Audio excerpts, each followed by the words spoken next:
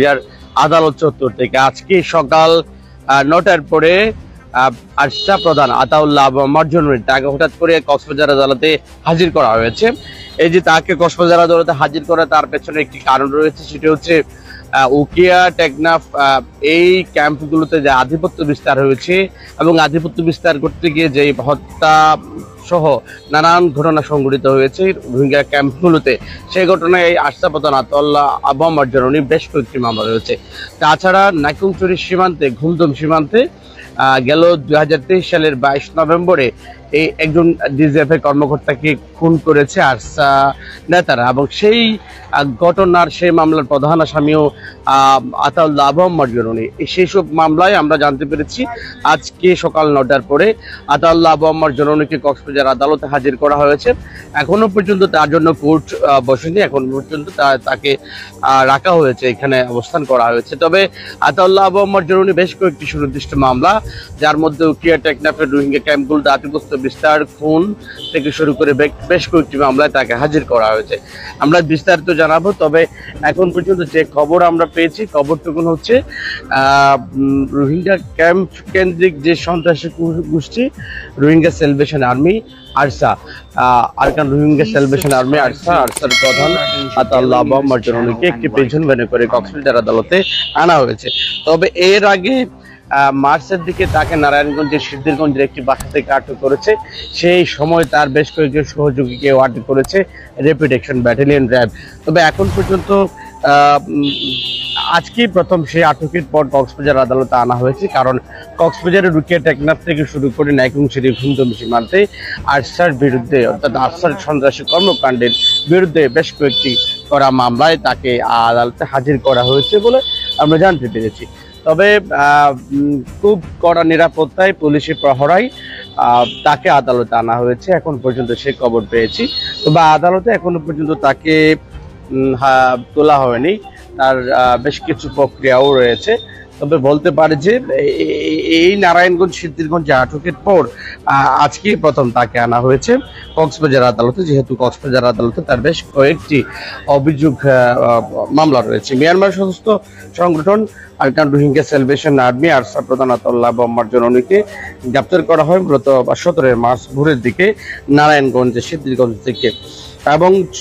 6 জনকেই মূলত মামলায় গ্রেপ্তার দেখিয়ে 5 দিন পরে মোট 10 দিন রিমান্ড মঞ্জুর করেছিল আদালত।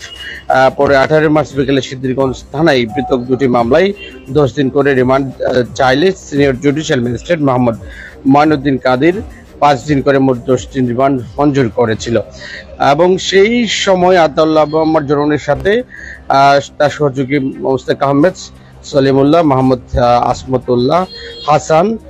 এরা সবাই মিয়ানমারের বিভিন্ন এলাকার বাসিন্দা বলে আমরা জানতে পেরেছি। তাদের সঙ্গে সিদ্ধিরগঞ্জ ভূমিপল্লী আবাসিক এলাকার বাসিন্দা মনিরুজ্জামানকে গ্রেপ্তার করা হয়েছিল।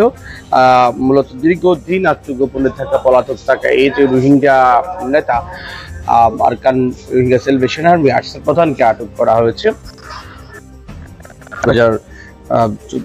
2024 সালের যে 25 সালের যে 17 মার্চে, এবং সে ঘটনায় আমরা জানতে পেরেছি তাকে সহ তার সহযোগীদেরকে আনা হয়েছে কক্সবাজার আদালতে, যেহেতু ক্যাম্পগুলোতে তাদের আধিপত্য বিস্তার নিয়ে নানা ধরনের ঘটনা ঘটেছে এবং সে ঘটনায় মামলা হয়েছে। এইসব মামলায় তাকে কক্সবাজার আদালতে আনা হয়েছে। এখন পর্যন্ত সেই খবর আমরা দিতে পারি। আমরা শেষ করব, তবে তার আগে বলে দিতে চাই Rohingya Arkan Rohingya Celebration Army ARSA নেতা মার্জনুরীকে কক্সবাজার আদালতে আনা হয়েছে তার বেশ কয়েকটি মামলায় হাজিরা দেওয়ার জন্য। এতক্ষণ ধরে প্রবাল নিউজের সাথে থাকার জন্য সবাইকে ধন্যবাদ জানাচ্ছি। আমি তারেক হায়দার। খুব পরেশান লাগে, আফসোস লাগে ভাই, শান্তি শান্তি নেই। লানতটা হুকুমত, লানতটা হুকুমত এই বাংলাদেশের বেচা কিনা আমাদের হুকুমত, লানতটা হুকুমত তোরারও জ্ঞান বাড়ি আইয়ে দেয় যে রোহিঙ্গার ফিডেরও তো মজবুরি মা ফায়দা উঠর, সে রোহিঙ্গার মজবুরি মাঝে আছে তোমরা বারবার বারবার ফায়দা উঠর। তোরার লানতটা হুকুমত তোরারও বাড়ি আইব দিন দিল্লা ফের অন্য জিল্লা ফানির মাঝে ঘরত মধ্যে তোরা বাংলাদেশের ওরব গঞ্জি লাগবে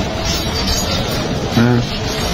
এ মানুষ ইবে তোর আর ওরে কি ক্ষতি করছি দে কি গুনারি করছি দে হ্যাঁ ও বাংলাদেশের হুকুমত ডাক্তার ইউনুস ও বাজি মুসলমানের নাম দিও রে ইহুদ নসারার দালাল হতো দে ইন্ডিল্লা ইহুদির দালাল বনিও রে বাংলাদেশে কান শত মাঝে 85% মুসলমানের দেশে রে পুরা আর ওরে হেন জুলুম করো দে এ মানুষের ওরে হেন জুলুম করো দে এ মানুষের তোমার কি ক্ষতি করছে কি গুনারি করছে তোরারিও মগে গোয়েন দিল্লা ফিডা দিব দে বক্ত মাঝে রোহিঙ্গারে হাই হাই করে তোরা তো লাইব একদিন চাই আগেও তোমরা বাংলাদেশে তো যাই আর কানত এ বর্মার মাঝে তাইরে তোমার কালচার লই আর জুবান লাইট দিলা দে তোলা বর্মাই আর রাজ্যা বাঙালি হইরে মগে আর গিয়ে বুঝি মগে তোমার মারে বইনের জুলুম করে দে রাঙামাটি হ্যাঁ হাকলা সুরি বান্দরবন ইন্ডিলা জায়গা মাঝে মকাছে দে মগরে কিছু নগরর আর মজলুম আর নেতা করে জুলুম করো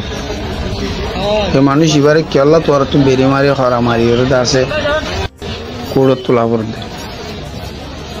এবার কি তোরাল্লা রাজাকার হয়ে দে নাকি তোর দেশর কি ক্ষতি করছে দে কিছু তো না করে আল্লাহর লান তোরা আল্লাহর গজবরে ডর না তোরার গজ পাইব দে বক্তম মাঝে হনিমিকে লুয়াই বেলা জাগা না পাইবা ডাক্তার ইউনুস হাসিনা জিন্দিলা দাইয়ে তত্ত্বীয় বাংলাদেশে তো দাহুরি একদিনের দিন চাইস তুই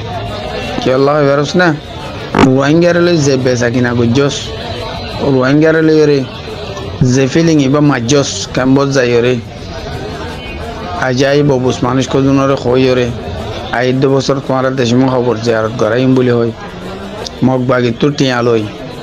আমেরিকার ফ্লাইন লই বেচা কিনা হই রে রোহিঙ্গারে যে বেচাবা দিও সবা আজি তোর দুনিয়া মাঝে তো দিন আল্লাহ ফুরুসা দিয়ে তোরে আখেরও তোর দে পাসি না পারিবি দিয়ে আনতে শিওর দুনিয়ার মাঝেও আল্লাহ তোরে আন করিব ইনশাআল্লাহ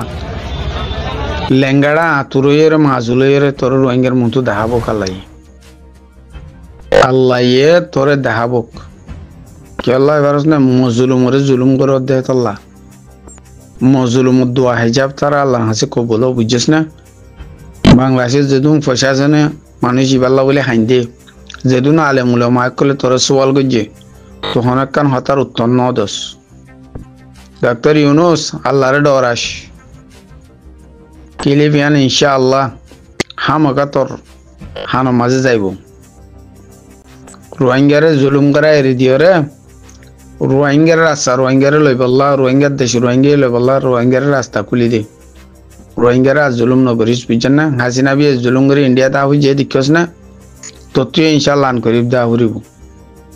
আল্লাহ তোর গজব নাজিল করিব ধ্যান মনে রাখিস আসসালামু আলাইকুম ওয়া রাহমাতুল্লাহি ওয়া বারাকাতুহু